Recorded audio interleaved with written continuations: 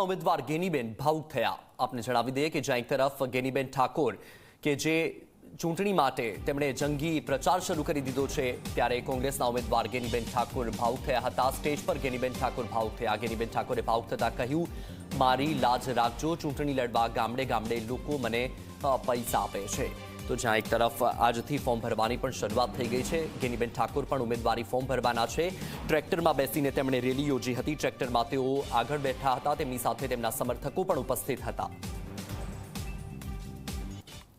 બોલ સાહેબ, પણ જ્યારે ગામડે ગામડે ફરું ને અને લોકો ફૂટ ને હાર પહેરાવે ને ત્યારે એમનું ઋણ મારા ઉપર છે। અને ઋણ એટલે લોકસભા એટલે નાની વસ્તુ નહીં। બેટીઓનો બેટીઓ ખસી જાય છે પણ ત્યારે ટિકિટ નથી મળતી। અને આ બનાસકાંઠાની પ્રજાના ભરોસે જ્યારે મને ટિકિટ આપી દે ત્યારે હે ભગવાન કૃષ્ણ કનૈયા મારી નાવ તારજે અને મારા બનાસકાંઠાને સુરક્ષિત રાખજે, એની ભાઈચારાની ભાવના રાખજે। આટલું કઈ વિરમું છું। જય હિન્દ, જય ભારત। બોલ સાહેબ, પણ જ્યારે ગામડે ગામડે ફરું ને અને લોકો ફૂટ ને હાર પહેરાવે ને ત્યારે એમનું ઋણ મારા ઉપર છે। અને ઋણ એટલે લોકસભા એટલે નાની વસ્તુ નહીં। બેટીઓનો બેટીઓ ખસી જાય છે પણ ત્યારે ટિકિટ નથી મળતી। અને આ બનાસકાંઠાની પ્રજાના ભરોસે જ્યારે મને ટિકિટ આપી દે ત્યારે હે ભગવાન કૃષ્ણ કનૈયા મારી નાવ તારજે અને મારા બનાસકાંઠાને સુરક્ષિત રાખજે, એની ભાઈચારાની ભાવના રાખજે। આટલું કઈ વિરમું છું। જય હિન્દ, જય ભારત। તો જ્યાં એક તરફ કોંગ્રેસે ગેનીબેન ઠાકોરને મેદાનમાં ઉતાર્યા છે, ગેનીબેન ઠાકોરે ઝંઝાવાતી પ્રચાર પણ શરૂ કરી દીધો છે। આ દ્રશ્યો આપ જોઈ રહ્યા છો કે જ્યારે સ્ટેજ પરથી ગેનીબેન ઠાકોર સંબોધન કરી રહ્યા હતા, પ્રચાર કરી રહ્યા હતા, ત્યારે તેઓ ભાવુક થયા। સાથે જ ભગવાનને પ્રાર્થના કરી કે હે કૃષ્ણ કનૈયા મારી નાવને તારજે। જે રીતે હું પ્રચાર કરવા માટે જાઉં છું ત્યારે ગામડે ગામડે લોકો મને ફૂલ અને હાર પહેરાવે છે, એ જોઈને હું ભાવુક થઈ ગઈ છું। મારી પર લોકો વિશ્વાસ કરી રહ્યા છે। એટલે ગેનીબેન ઠાકોર એક તરફ જ્યાં જીતનો વિશ્વાસ કરી રહ્યા છે, ત્યાં બીજી તરફ ભગવાનને પણ પ્રાર્થના કરી રહ્યા છે। સ્ટેજ પરથી આ દ્રશ્યો આપ જોઈ રહ્યા છો। ગેનીબેનની આંખમાં આંસુ આવી ગયા હતા, તેઓ ભાવુક થઈ ગયા હતા કે ચૂંટણી લડવા માટે ગામડે ગામડેથી લોકો મને પૈસા આપે છે, લોકોની જિંદગી વીતી જાય છે, પેઢીની પેઢીઓ જતી રહે છે, પરંતુ ટિકિટ નથી મળી। જ્યારે આ બનાસકાંઠાની પ્રજાના આધારે મને ટિકિટ આપવામાં આવી છે, તો ભગવાન મારી લાજ રાખજે। બોલ સાહેબ, પણ જ્યારે ગામડે ગામડે ફરું ને અને લોકો ફૂટ ને હાર પહેરાવે ને ત્યારે એમનું ઋણ મારા ઉપર છે। અને ઋણ એટલે લોકસભા એટલે નાની વસ્તુ નહીં। બેટીઓનો બેટીઓ ખસી જાય છે પણ ત્યારે ટિકિટ નથી મળતી। અને આ બનાસકાંઠાની પ્રજાના ભરોસે જ્યારે મને ટિકિટ આપી દે ત્યારે હે ભગવાન કૃષ્ણ કનૈયા મારી નાવ તારજે અને મારા બનાસકાંઠાને સુરક્ષિત રાખજે, એની ભાઈચારાની ભાવના રાખજે। આટલું કઈ વિરમું છું। જય હિન્દ, જય ભારત। તો એક તરફ બનાસકાંઠામાં સૌની નજર છે કે બનાસકાંઠામાં કોણ બાજી મારી જશે, કારણ કે ગેનીબેન ઠાકોર કે જે કોંગ્રેસના અત્યારે સિટિંગ ધારાસભ્યો છે અને કોંગ્રેસે તેમને મેદાનમાં ઉતાર્યા છે, ત્યારે તમામ જે ભાજપ અને કોંગ્રેસના જે ઉમેદવાર છે, બંને ઉમેદવાર જીત મેળવવાનો દાવો કરી રહ્યા છે।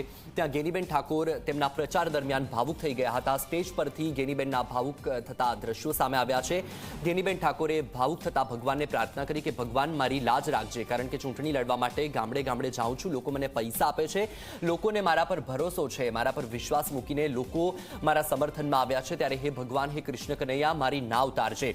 કારણ કે જિંદગી વીતી જાય છે, પેઢીની પેઢીઓ વીતી જાય છે, પરંતુ લોકોને ટિકિટ નથી મળતી। ત્યારે ગેનીબેનનું કહેવું છે કે બનાસકાંઠાની પ્રજાના ભરોસે મને ટિકિટ મળી છે, તો ભગવાન મારી લાજ રાખજે અને મારી નાવને તારજે। બોલ સાહેબ, પણ જ્યારે ગામડે ગામડે ફરું ને અને લોકો ફૂટ ને હાર પહેરાવે ને ત્યારે એમનું ઋણ મારા ઉપર છે। અને ઋણ એટલે લોકસભા એટલે નાની વસ્તુ નહીં। બેટીઓનો બેટીઓ ખસી જાય છે પણ ત્યારે ટિકિટ નથી મળતી। અને આ બનાસકાંઠાની પ્રજાના ભરોસે જ્યારે મને ટિકિટ આપી દે ત્યારે હે ભગવાન કૃષ્ણ કનૈયા મારી નાવ તારજે અને મારા બનાસકાંઠાને સુરક્ષિત રાખજે, એની ભાઈચારાની ભાવના રાખજે। આટલું કઈ વિરમું છું। જય હિન્દ, જય ભારત। વધુ માહિતી મેળવીએ સંવાદદાતા અલ્કેશ પાસેથી। અલ્કેશ, ગેનીબેનના ભાવુક થતા દ્રશ્યો સામે આવ્યા। ગેનીબેન ભગવાનને પણ પ્રાર્થના કરી રહ્યા છે, એક બાજુ તો જંગી જીત મેળવવાનો દાવો પણ કરી રહ્યા છે, સાથે સાથે ભગવાનને પ્રાર્થના પણ કરી રહ્યા છે કે હે ભગવાન મારી લાજ રાખજે। જી અલ્કેશ।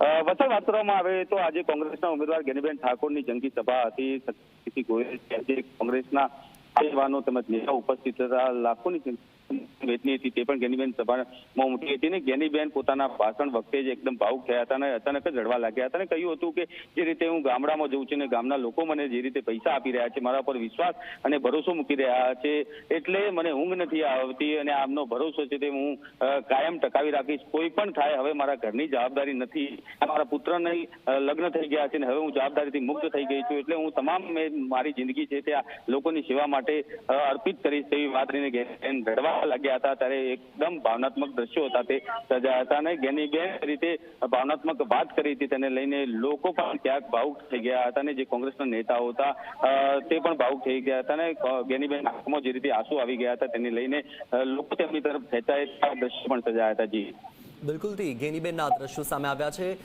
લોકોનું કેવું વલણ, કારણ કે એક તરફ આજથી ઉમેદવારી ફોર્મ ભરવાની પણ શરૂઆત થઈ ગઈ છે. જે ચોક્કસ વાત કરવામાં આવે જે સભાનું જે ઉમેદવારી પત્ર છે તે ગેનીબેન હાથથી ભરી રહ્યા છે ને હજારોની સંખ્યામાં જે જનમેદની છે તેમની સભામાં ઉમટી હતી અને સભા છે તે હવે પૂરી થઈ છે ને ગેનીબેન છે તે અહીં પગપા એટલે 7 કિલોમીટર સુધી પગપા રેલી લઈને નામાંકન કરવા માટે કલેક્ટર કચેરી પાલનપુર ખાતે નીકળ્યા છે. ત્યારે આખો રસ્તો છે તે બ્લોક થઈ ગયો છે. ત્યાં સમર્થકો તેમજ નેતા ગેનીબેન સાથે જોડાયા છે. ખૂબ જ આકરી ગરમી પડી રહી છે પણ હજારોની જનમેદની ચાલી રહી છે એટલે ક્યાંક ને ક્યાંક ગેનીબેનને જન સમર્થન છે તે મોટી સંખ્યામાં મળી રહ્યું છે તેવું લાગી રહ્યું છે. જોકે આવતીકાલે રેખાબેનની પણ જનસભા છે ને એ પણ ફોર્મ ભરશે. બંનેમાં કેટલા લોકો જોડાય છે એની સભામાં લોકો કેટલા જોડાય છે તેઓ પોતાના મતદાન વખતે આકર્ષિત કરી શકે છે પોતાના. બિલકુલ બિલકુલ અલ્કેશ, માહિતી બદલ આભાર. વોઇલ સાહેબ, પણ જ્યારે ગામડે ફરું ને અને લોકો ફૂટ ને હાર પહેરાવે ને ત્યારે એમનું ઋણ મારા ઉપર છે. અને ઋણ એટલે લોકસભા એટલે નાની વસ્તુ નહીં. પેઢીઓ ખસી જાય છે પણ એને ટિકિટ નથી મળતી. અને આ બનાસકાંઠાની પ્રજાના ભરોસે જ્યારે મને ટિકિટ આપી દે ત્યારે હે ભગવાન કૃષ્ણ કનૈયા મારી નાવ તારજે અને મારા બનાસકાંઠાને સુરક્ષિત રાખજે, એની ભાઈચારાની ભાવના રાખજે. આટલું કઈ વિરમું છું. જય હિન્દ, જય ભારત. વોઇલ સાહેબ, પણ જ્યારે ગામડે ફરું ને અને લોકો ફૂટ ને હાર પહેરાવે ને ત્યારે એમનું ઋણ મારા ઉપર છે. અને ઋણ એટલે લોકસભા એટલે નાની વસ્તુ નહીં. પેઢીઓ ખસી જાય છે પણ એને ટિકિટ નથી મળતી. અને આ બનાસકાંઠાની પ્રજાના ભરોસે જ્યારે મને ટિકિટ આપી દે ત્યારે હે ભગવાન કૃષ્ણ કનૈયા મારી નાવ તારજે અને મારા બનાસકાંઠાને સુરક્ષિત રાખજે, એની ભાઈચારાની ભાવના રાખજે. આટલું કઈ વિરમું છું. જય હિન્દ, જય ભારત. વોઇલ સાહેબ, પણ જ્યારે ગામડે ફરું ને અને લોકો ફૂટ ને હાર પહેરાવે ને ત્યારે એમનું ઋણ મારા ઉપર છે. અને ઋણ એટલે લોકસભા એટલે નાની વસ્તુ નહીં. પેઢીઓ ખસી જાય છે પણ એને ટિકિટ નથી મળતી. અને આ બનાસકાંઠાની પ્રજાના ભરોસે જ્યારે મને ટિકિટ આપી દે ત્યારે હે ભગવાન કૃષ્ણ કનૈયા મારી નાવ તારજે અને મારા બનાસકાંઠાને સુરક્ષિત રાખજે, એની ભાઈચારાની ભાવના રાખજે. આટલું કઈ વિરમું છું. જય હિન્દ, જય ભારત. જ્યાં એક તરફ બનાસકાંઠામાં ગેનીબેન અને રેખાબેન ચૌધરી વચ્ચે જંગ જામી છે. બંને ઉમેદવારો જંગી મત સાથે જીતવાનો દાવો કરી રહ્યા છે. બંને ઉમેદવારોએ ઝંઝાવાતી પ્રચાર પણ શરૂ કરી દીધો છે. જ્યાં આજે એક તરફ ગેનીબેન ઠાકોર ઉમેદવારી ફોર્મ ભરવાના છે તો બીજી તરફ આવતીકાલે રેખાબેન ચૌધરી પણ ઉમેદવારી ફોર્મ ભરવાના છે. ત્યારે પ્રચાર દરમિયાન સ્ટેજ પરથી ગેનીબેન ઠાકોર ભાવુક થઈ ગયા અને ગેનીબેન ઠાકોરના ભાવુક થતા દ્રશ્યો સામે આવ્યા. વોઇલ સાહેબ, પણ જ્યારે ગામડે ફરું ને અને લોકો ફૂટ ને હાર પહેરાવે ને ત્યારે એમનું ઋણ મારા ઉપર છે. અને ઋણ એટલે લોકસભા એટલે નાની વસ્તુ નહીં. પેઢીઓ ખસી જાય છે પણ એને ટિકિટ નથી મળતી.